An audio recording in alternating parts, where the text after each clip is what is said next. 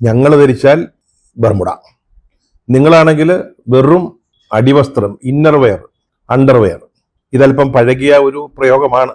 എങ്കിൽ പോലും ജമാഅത്തെ ഇസ്ലാമി UDF-നെ പിന്താങ്ങുമ്പോൾ അവർ പെട്ടെന്ന് കൊടും വർഗീയ വിഷമാകുന്നതും, SDPI-യും PDP-യും CPM-നെ സപ്പോർട്ട് ചെയ്താൽ, അവർക്ക് പിന്തുണ കൊടുത്താൽ, അവർക്ക് വോട്ട് നൽകാം എന്ന് തീരുമാനിച്ചാൽ അവർ പെട്ടെന്ന് പുരോഗമന പ്രസ്ഥാനമാകുന്നതും വിശദീകരിക്കാൻ, അല്ലെങ്കിൽ CPM-ന്റെ ആ ഇരട്ടത്താപ്പ് ഒന്ന് വ്യക്തമാക്കുന്നതിന് ഇതിൽ പരം നല്ലൊരു ഉപമ വേറെയില്ല. ഈ ജമാഅത്തെ ഇസ്ലാമി എന്ന് പറഞ്ഞ ആരാ? 2 വർഷം മുമ്പ് വരെ CPM-ന്റെ ഒക്കെ ചങ്ങായിയായിരുന്നു. അവർക്ക് വേണ്ടി വോട്ട് ചെയ്തുകൊണ്ടിരുന്നവരാണ്. കാലാകാലങ്ങളിൽ പിണറായി വിജയൻ തന്നെ അവരുടെ നേതാക്കളുമായിട്ട് രഹസ്യ കൂടിക്കാഴ്ചകൾ നടത്തിയിട്ടുണ്ട്. AKG സെന്ററിൽ തന്നെ അത്തരത്തിലുള്ള കൂടിക്കാഴ്ച നടന്നെന്ന് പിന്നീട് ഈ ജമാഅത്തെ ഇസ്ലാമിയുടെ നേതാക്കൾ പരസ്യമായി പറഞ്ഞിട്ടുണ്ട്. വലിയ അടുപ്പക്കാരായിരുന്നു. പല തെരഞ്ഞെടുപ്പുകൾ അവർ LDF-നാണ് വോട്ട് ചെയ്തിരുന്നത്. അതൊക്കെ അവർ പരസ്യമായിട്ട് പറയുകയും ചെയ്തിരുന്നു. അത് LDF അല്ലെങ്കിൽ CPM പിണറായി വിജയൻ പരസ്യമായിട്ട് അംഗീകരിക്കുകയും ചെയ്തിരുന്നു.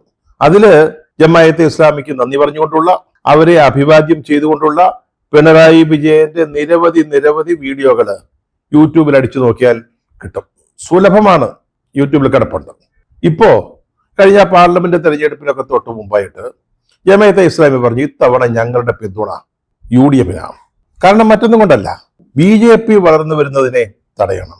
ഫാസിസ്റ്റ് ശക്തികള് LDF-ന്റെയും മറ്റും പിന്തുണയോടുകൂടി, സഹായത്തോടുകൂടി ഇവിടെ കളം പിടിക്കുന്നതിനെ തടഞ്ഞേ പറ്റൂ.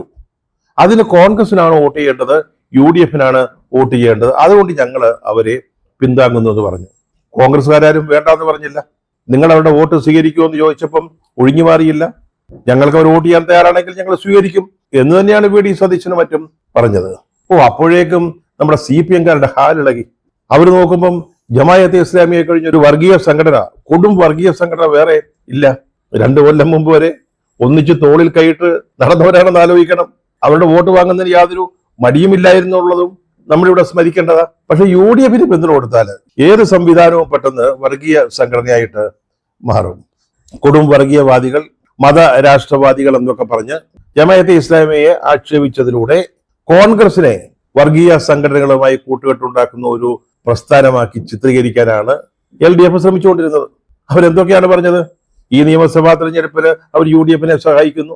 അവരുടെ വോട്ട് വാങ്ങി UDF അധികാരത്തിൽ വരികയാണെങ്കിൽ ഇവിടെ ഭരിക്കുന്നത് ജമാഅത്തെ ഇസ്ലാമി ആയിരിക്കും, വെൽഫെയർ പാർട്ടി ആയിരിക്കും. ആഭ്യന്തര വകുപ്പ് കൈയാളുന്നത് പോലും ജമാഅത്തെ ഇസ്ലാമിയാവും. ഇതിന്റെ അടിസ്ഥാനം എന്താണെന്ന് ചോദിച്ചാൽ നമുക്കാർക്കും അറിഞ്ഞുകൂടാ. ജമാഅത്തെ ഇസ്ലാമിയുടെ സ്ഥാനാർത്ഥികളൊന്നും ഈ തെരഞ്ഞെടുപ്പിൽ മത്സരിക്കുന്നില്ല. മുസ്ലിം ലീഗാണ് മത്സരിക്കുന്നത്, അല്ല ജമാഅത്തയുടെ സ്ഥാനാർത്ഥികളൊന്നും മത്സരിക്കുന്നില്ല. പിന്നെ എങ്ങനെയാണ് ആഭ്യന്തര വകുപ്പ് ജമാഅത്തെ ഇസ്ലാമിയുടെ ആളുകൾ ഭരിക്കുന്നതെന്ന് നമുക്കറിഞ്ഞുകൂടാ. മുസ്ലിം ലീഗും ജമാഅത്തെ ഇസ്ലാമിയുമായി നല്ല ബന്ധവുമല്ല ഉള്ളത്.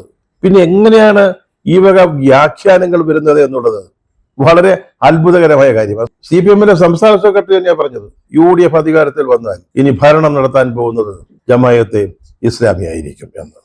ഈ ജമാഅത്തെ ഇസ്ലാമിയെ മുൻനിർത്തിക്കൊണ്ട് കോൺഗ്രസിനെതിരെ CPM നടത്തിയ കടന്നാക്രമണം അതൊരു നിഷ്കളങ്കമായ കാര്യമൊന്നും ആയിരുന്നില്ല. വളരെ ആലോചിച്ചുറപ്പിച്ച ഒരു രാഷ്ട്രീയ അജണ്ടയുടെ ഭാഗമായിരുന്നു.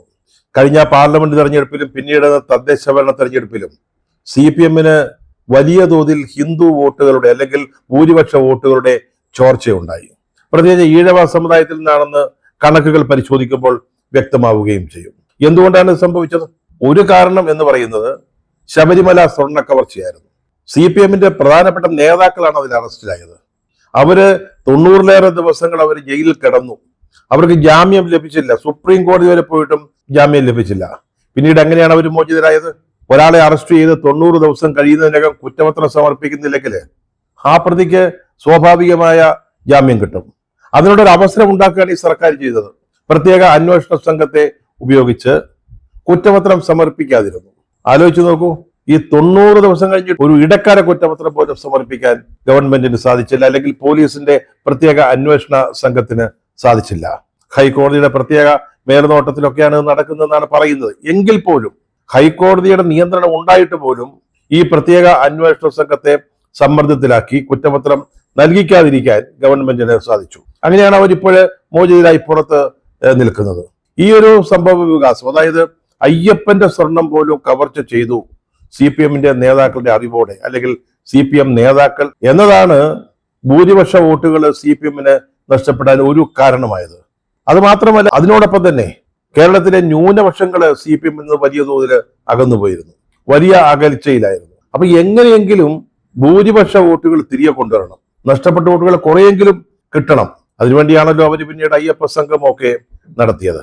അത് ഒരു മൃദു ഹിന്ദുത്വയുടെ ഭാഗമായിരുന്നു, ഹിന്ദുത്വയോട് ചേർന്ന് നിൽക്കുന്ന ഒരു നിലപാട് മാറ്റമായിരുന്നു.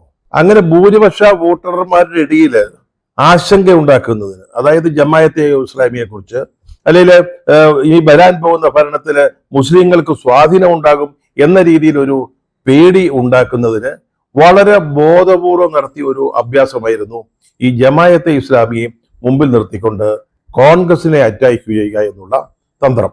അതേസമയം തന്നെ കേരളത്തിലെ ന്യൂനപക്ഷങ്ങൾ അവരുടെ പിന്തുണ ഞങ്ങൾക്ക് നഷ്ടപ്പെട്ടിട്ടില്ലെന്നും അവരുടെ ഒരു വിഭാഗത്തിൽ ഞങ്ങളുടെ കൂടെ ഉണ്ടെന്നും വരുത്തി തീർക്കേണ്ടതും CPM-ന്റെ ഒരു ആവശ്യമായിരുന്നു. അതിന് അണിയറയിലെ വലിയ പ്രവർത്തനങ്ങൾ നടത്തിക്കൊണ്ടിരിക്കുകയായിരുന്നു. അതിനെ മുഖ്യമന്ത്രി പിണറായി വിജയൻ തന്നെയാണ് നേതൃത്വം കൊടുത്തതെന്ന് രമേശ് ചെന്നിത്തലയും മറ്റും പറയുന്നുണ്ട്. അത് ശരിയോ തെറ്റോ നമുക്ക് അറിഞ്ഞുകൂടാ. എന്തായാലും SDP-യും അതുപോലെ തന്നെ PDP-യും ഇപ്പോൾ CPM-ന് പിന്തുണ പ്രഖ്യാപിച്ചിരിക്കുക. പിന്തുണ പ്രഖ്യാപിച്ചോട്ടെ, അവർക്ക് അതിനുള്ള എല്ലാ സ്വാതന്ത്ര്യമുണ്ട്. അവരുടെ വോട്ട് വാങ്ങുന്നതിന് CPM-നും LDF-നും സ്വാതന്ത്ര്യമുണ്ട്. പക്ഷെ ചോദിക്കുമ്പോൾ സത്യം പറയണം. നിങ്ങൾ അവരുടെ വോട്ട് സ്വീകരിക്കുമോ എന്ന് ചോദിച്ചാൽ, ജമാഅത്തെ ഇസ്ലാമിയുടെ കാര്യത്തിൽ VD സതീശൻ പറഞ്ഞ പോലെ സത്യം അങ്ങ് പറഞ്ഞാൽ മതി, ഞങ്ങൾ സ്വീകരിക്കും. ഞങ്ങൾക്ക് ഒരാളെ വോട്ട് ചെയ്യാൻ തീരുമാനിച്ചാൽ ഞങ്ങൾ അതങ്ങ് തീരുമാനിക്കും. അത് പറയേണ്ടത് ആരാ? ഒന്നുകിൽ പിണറായി വിജയൻ പറയണം, അല്ലെങ്കിൽ പാർട്ടി സംസ്ഥാന സെക്രട്ടറി പറയണം. അല്ല, EP ജയരാജന് കണ്ണൂരിലോ കാസർഗോഡോ ഒന്നും അതൊന്നും പറഞ്ഞിട്ട് കാര്യമൊന്നുമില്ല. അതുപോലെ V ശിവൻകുട്ടി അദ്ദേഹവും പറയുന്നത് കേട്ടു, നിയമസഭയ്ക്കകത്തും പുറത്തും ഭരണത്തിലും ഒക്കെ ഞങ്ങൾ നടത്തിയ വലിയ മികച്ച പ്രവർത്തനത്തിന്റെ ഫലമായിട്ട് ആരെങ്കിലും ഞങ്ങൾക്ക് പിന്തുണ തരുന്നുണ്ടെങ്കിൽ ഞങ്ങൾ സ്വീകരിക്കില്ല എന്നൊന്നും പറയത്തില്ലെന്ന് V ശിവൻകുട്ടി എന്നാണ് CPM-ന്റെ നയം പറയുന്ന ആളായിട്ട് മാറിയത്. പിണറായി വിജയൻ പറയട്ടെ, MV ഗോവിന്ദൻ മാഷ് പറയട്ടെ. മലപ്പുറത്ത് തിരൂർ വെച്ച് മുഖ്യമന്ത്രി പിണറായി വിജയനോട് മാധ്യമപ്രവർത്തകർ ചോദിച്ചു, നിങ്ങൾ ഈ ജമാഅത്തെ ഇസ്ലാമിയുടെ വോട്ടിന്റെ കാര്യത്തിൽ കോൺഗ്രസ്സുകാരെ കുറ്റം പറയുന്നുണ്ടല്ലോ, ഇവ SDP-യും PDP-യും ഒക്കെ നിങ്ങൾക്ക് വോട്ട് തരും, നിങ്ങളെ പിന്തുണയ്ക്കുമെന്ന് പറയുന്നു, നിങ്ങൾ അവരുടെ വോട്ട് സ്വീകരിക്കുമോ അതോ സ്വീകരിക്കില്ല എന്ന് പറയുമോ? മുഖ്യമന്ത്രി പിണറായി വിജയന് മറുപടിയില്ല. അദ്ദേഹം ഉരുണ്ട് കളിക്കുകയാണ്. വീണ്ടും ചോദിച്ചപ്പോൾ അദ്ദേഹം ക്ഷുഭിതനായി. പിണറായി വിജയൻ എന്താ പറഞ്ഞത്? ഈ ചോദ്യം ചോദിച്ച മാധ്യമ പ്രവർത്തകനെ കുറിച്ച് പറഞ്ഞത്, ഇയാൾക്ക് എന്തോ സൂക്കേടാണെന്നാ തോന്നുന്നതെന്ന്. ചോദ്യം ചോദിച്ച മാധ്യമ പ്രവർത്തകന് സൂക്കേടാണെന്ന്. സൂക്കേടുള്ളവരാണോ ചോദ്യങ്ങൾ ചോദിക്കുന്നത്? ഇയാള് എന്തോ അജണ്ടയുമായി വന്നിരിക്കുകയാണ്. ചില മാധ്യമ പ്രവർത്തകര് പിണറായി വിജയന്റെ പത്രസമ്മേളനത്തിന് പോകുമ്പോഴത്തെ അജണ്ട എന്താ? അദ്ദേഹം പറയുന്നത് കേൾക്കുക, അദ്ദേഹത്തോട് ചില ചോദ്യങ്ങൾ ചോദിക്കുക, അതിനപ്പുറത്ത് എന്ത് അജണ്ടയാണുള്ളത്? പത്രസമ്മേളനം അലങ്കോലപ്പെടുത്തുക എന്ന ഉദ്ദേശത്തോടുകൂടി കയറി വന്നതാണ്. മാധ്യമപ്രവർത്തകരോട് ചോദിക്കുക, അവരാരും തെറ്റൊന്നും ചെയ്തതായിട്ട് നമുക്ക് തോന്നിയില്ല. അവര് സാധാരണഗതിയിലുള്ള ചോദ്യങ്ങൾ ചോദിച്ചു. അവരുടെ മുമ്പിൽ അപ്പോൾ വളരെ പ്രസക്തമായ ചില കാര്യങ്ങൾ ഉത്തരം കിട്ടേണ്ടതായിട്ടുണ്ട്. നിങ്ങൾ ജമാഅത്തെ ഇസ്ലാമിയുടെ പിന്തുണയുടെ പേരിൽ കോൺഗ്രസിനെ ആക്ഷേപിക്കുകയും വിമർശിക്കുകയും ചെയ്യുമ്പോൾ ജമാഅത്തെ ഇസ്ലാമിയെ നിങ്ങൾ വർഗീയ കക്ഷികളെന്ന് വിളിക്കുന്നുവെങ്കിൽ, അതുപോലെ വർഗീയ സ്വഭാവം പുലർത്തുന്ന SDP-യുടെ PDP-യുടെ വോട്ട് നിങ്ങൾ സ്വീകരിക്കുമോ അതോ അത് വേണ്ട എന്ന് പറയുമോ? അത് ചോദിക്കാൻ മാധ്യമപ്രവർത്തകർക്ക് അവകാശമില്ലേ?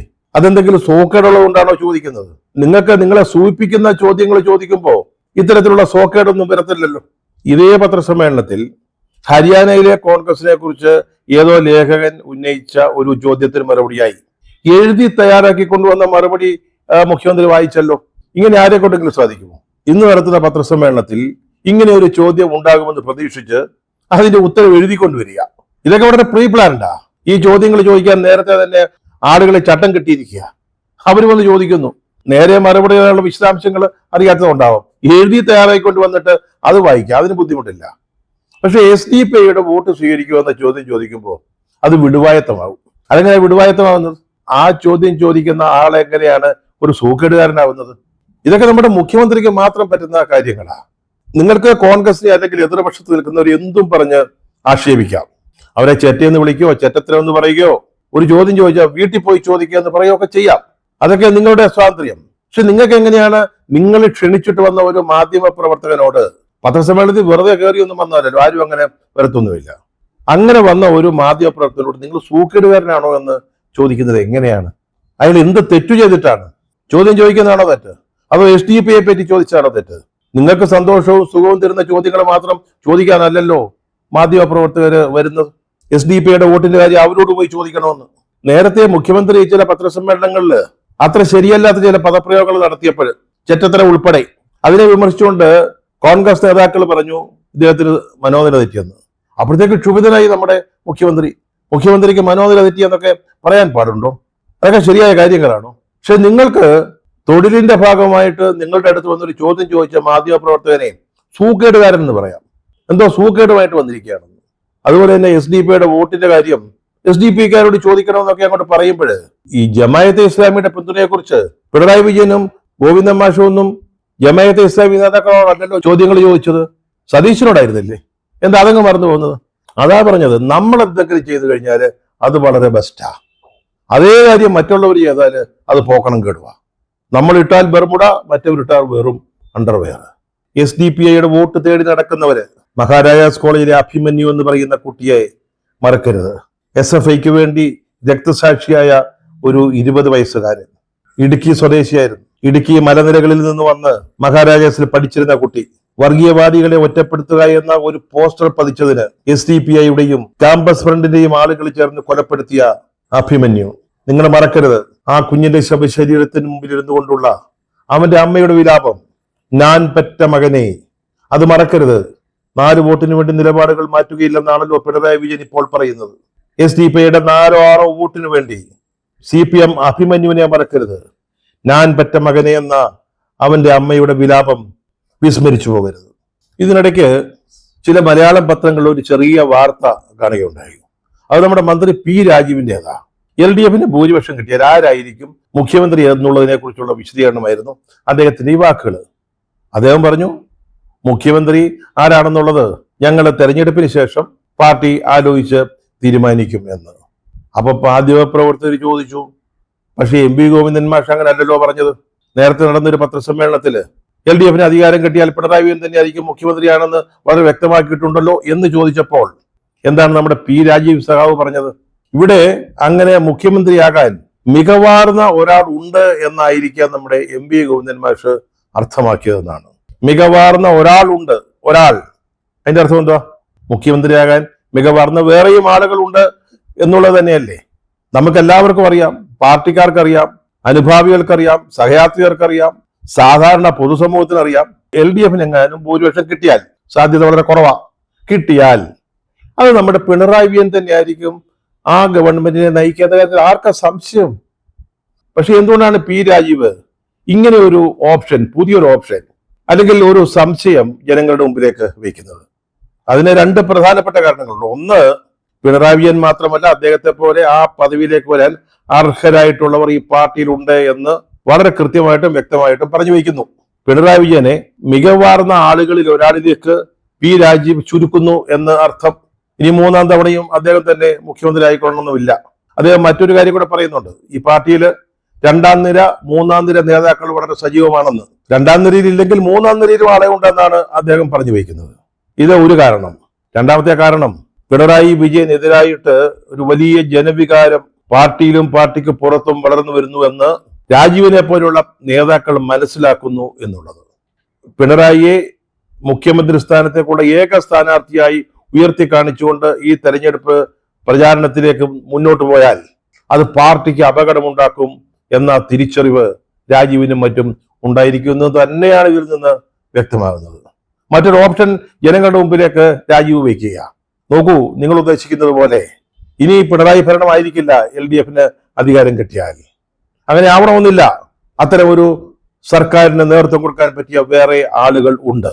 ഇത് ഇനി പിണറായി വിജയൻ ഒരിക്കൽ കൂടി മുഖ്യമന്ത്രി ആകരുത് എന്ന് ആഗ്രഹിക്കുന്ന ജനങ്ങൾക്കുള്ള ഒരു ഓർമ്മപ്പെടുത്തലാ. നിങ്ങൾ അങ്ങനെ കരുതേണ്ട. അത് പിണറായി വിജയൻ തന്നെ ആവണമെന്നില്ല, വേറെ മുഖ്യമന്ത്രി ഉണ്ടാവാം.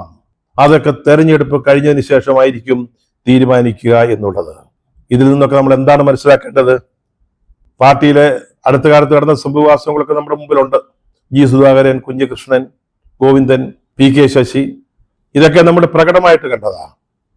പക്ഷേ പ്രകടമല്ലാത്ത രീതിയിൽ ഈ പുറന്തോടിനുള്ളില് എന്തൊക്കെയോ പുകയുന്നു, എന്തൊക്കെയോ ശ്വാസം മുട്ടലുകൾ ഓരോരുത്തർ അനുഭവിക്കുന്നു എന്നുള്ളതിന്റെ സൂചനയായിട്ട് വേണം നമ്മൾ മന്ത്രി P രാജീവിന്റെ വാക്കുകളെ കാണേണ്ടത്.